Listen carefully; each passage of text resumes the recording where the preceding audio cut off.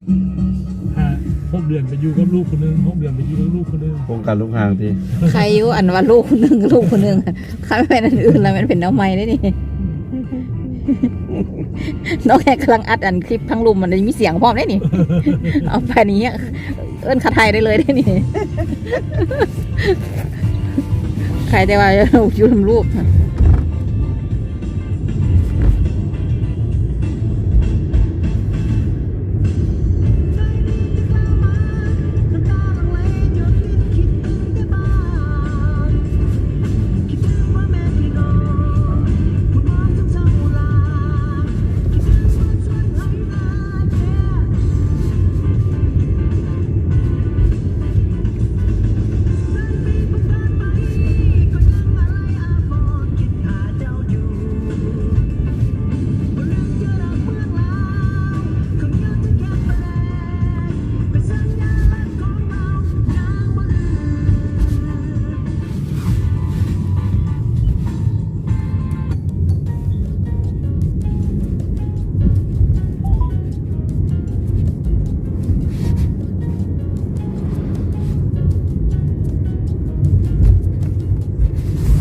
เห็นยนต์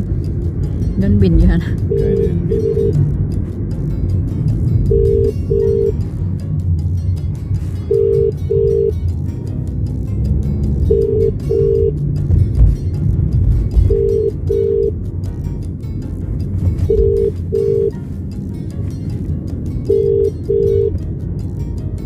You've reached the mailbox of Shop. เขาหาอาบ่เอา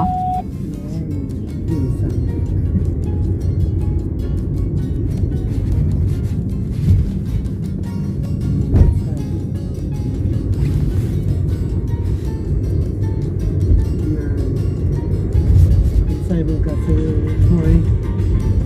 ก่อนขึ้นมานี่ซอยปลาซอยนี่แซลมอนไว้ซีจัน ปลาทัวมัน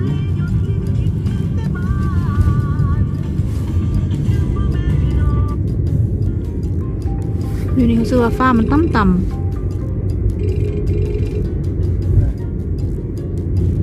เนี่ยจะโทรของเรายางกาย ๆเป็นผู้ใหญ่ฟ้างาม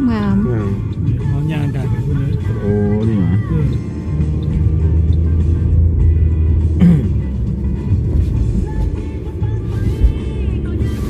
ึ้นลึกตัวสูงๆครับทีนี้เนาะ เดี๋ยวก็หนักที่เขามีรถจังเลยว่าก็นั่งขึ้นไปถึงขนาด เด็ก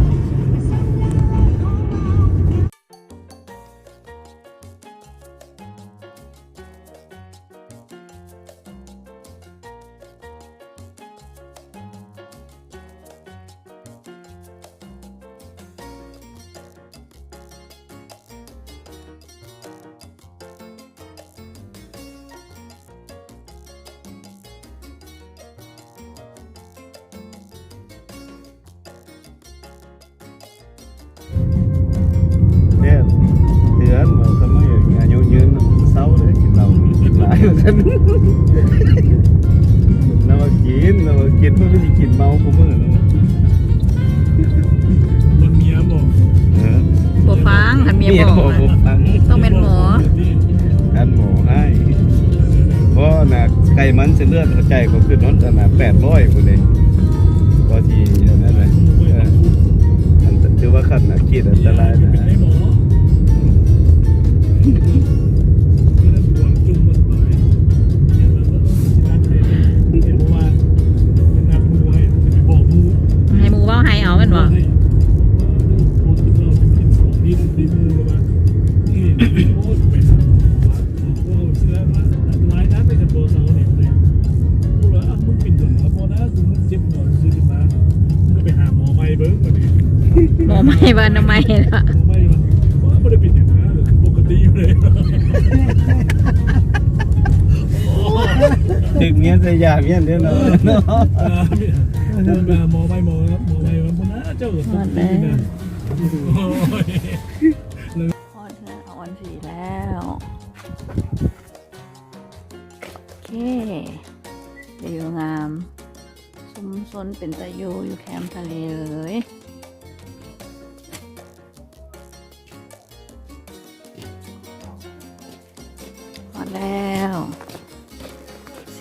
ไกลๆให้มันเสียงลุงซู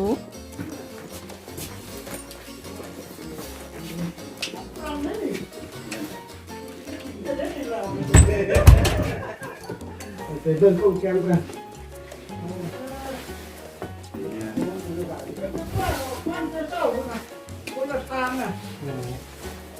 สบายดีพ่อลุงโดยเรียนเอาออนสีกับศูนย์เป็นเกี่ยมของกินรู้นี่มีอย่างเดียวของกินมื้อนี้ มีลาบเดี๋ยวมีลาบปลา มีแกงหน้ำไม้ พูดนะมีเด้อศูนย์นะแกงน้ำไม้เป็นตาแซ่บอ่ะ แกงหน้ำไม้นิวซีแลนด์ได้นี่ แกงน้ำไม้นิวซีแลนด์ป้าโถโดย ไม้แล้วก็มีกระปุนน้ำมันน่ะน้ำไก่แล้วก็มีลาบปลาแหลว โอ้โถ เคยเห็นเฟซบุ๊กด้วย นี่ค่ะกำลังถ่ายอยู่นี่ยูทูบมีได้นี่สมเซยเลยเอ้ยคุณน่ะเป็นแซ่บขนาดเลยนี่ของกินเลย ที่บอกเลยว่า โอ้ยบนทาง เอาใส่ ของแก้มเพิ่นจอบของแก้มซุปก่อน เออ ปลาแซลมอนราคายเอาลูกซูกำลังกับของอันนี้โยนี่ไม่ใช่เอาอันสี